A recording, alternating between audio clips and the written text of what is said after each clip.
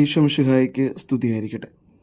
ഇന്ന് നമ്മൾ ധ്യാനിക്കുന്നത് മത്തായിയുടെ വിശുദ്ധ സുവിശേഷം 14 അധ്യായം 22 മുതൽ 36 വരെയുള്ള വാക്യങ്ങളാണ്. യേശുനാഥൻ ജലത്തിനു മീതെ കൂടി നടക്കുന്നതും ശിഷ്യന്മാരെ സംരക്ഷിക്കുന്നതിനെക്കുറിച്ചുമാണ് സുവിശേഷം നമ്മളോട് സംസാരിക്കുന്നത്.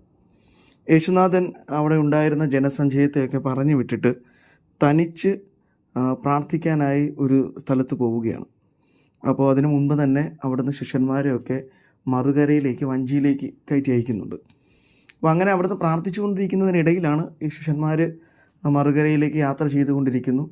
അതിനിടയിൽപ്പെട്ട് വലിയ കാറ്റിലും കോളിലും ആ വഞ്ചി ഉലഞ്ഞു പോവുകയാണ്. അവർ നിലവിളിക്കുകയാണ്. യേശുനാഥൻ അവരെ രക്ഷിക്കാൻ അവിടെ പോകുന്നു, ജലത്തിന് മീതെ നടക്കുന്നു. പത്രോസ് യേശുനാഥനോട് എന്നെയും ജലത്തിന് മീതെ നടക്കണമെന്ന് അനുവദിക്കണമെന്ന് പ്രാർത്ഥിക്കുന്നു.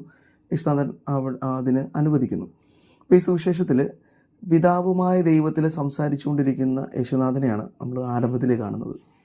പ്രാർത്ഥന എന്ന് പറയുന്നത് ദൈവവുമായുള്ള സംഭാഷണമാണ്. ക്രിസ്തുവിനെ സംബന്ധിച്ച് അത് വളരെ യാഥാർത്ഥ്യം നിറഞ്ഞൊരു വസ്തുതയാണ്. പക്ഷേ ആ പ്രാർത്ഥനയ്ക്കിടയിലും അല്ലെങ്കിൽ പിതാവുമായിട്ടുള്ള സംസർഗത്തിനിടയിലും അവിടുന്ന് ശിഷ്യന്മാർക്ക് പ്രാധാന്യം നൽകിയിരുന്നു. അതുകൊണ്ടാണ് അപ്പനുമായിട്ടുള്ള സംസാരത്തിനിടയിലും ശിഷ്യന്മാർ ഈ കാറ്റിലും കൊള്ളിലുമൊക്കെ പെട്ടുപോയത് അവിടുന്ന് അറിയുകയും രക്ഷിക്കാനായി ഓടിയെത്തുകയും ചെയ്യുന്നുണ്ട്. അത് ക്രിസ്തുവിൻ്റെ വലിയ മനസ്സാണ്. ഇത് നമ്മളോടും പറയുന്ന വലിയൊരു രഹസ്യം. ദൈവത്തെ സ്നേഹിക്കുന്നതിനോടൊപ്പം തന്നെ ചുറ്റുമുള്ള മനുഷ്യരെക്കുറിച്ച് നമുക്ക് ഒരു വ്യക്തമായ ബോധമുണ്ടാകണം. അവർ കടന്നു പോകുന്ന വഴികളെക്കുറിച്ച്, അവരുടെ വേദനകളെക്കുറിച്ചും യാതനകളെക്കുറിച്ചുമൊക്കെ എനിക്കൊരു ബോധം ഉണ്ടാവുകയും ദൈവത്തോട് പ്രാർത്ഥിക്കുന്ന ഞാൻ ഈ മനുഷ്യരെ സഹായിക്കുന്നതിൽ സന്നദ്ധനാവുകയും വേണം.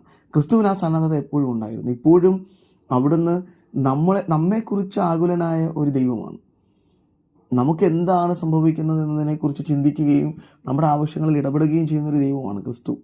ആ ക്രിസ്തുവിൻ്റെ സ്വഭാവം നമുക്കും ഉണ്ടാകണമെന്നാണ് ഈ തിരുവചനം ഓർമ്മിപ്പിക്കുന്നത്. നമുക്കും ഭയപ്പെടേണ്ട കാര്യമില്ല. കാരണം ഏത് കാറ്റത്ത് വഞ്ചി ഉലഞ്ഞു പോയാലും നമ്മുടെ ജീവിതമാകുന്ന വഞ്ചിയെ മറുകരയിൽ എത്തിക്കാൻ അവിടുന്ന് എപ്പോഴും സന്നദ്ധനായി കൂടെയുണ്ട്, സംരക്ഷകനായി കൂടെയുണ്ട്.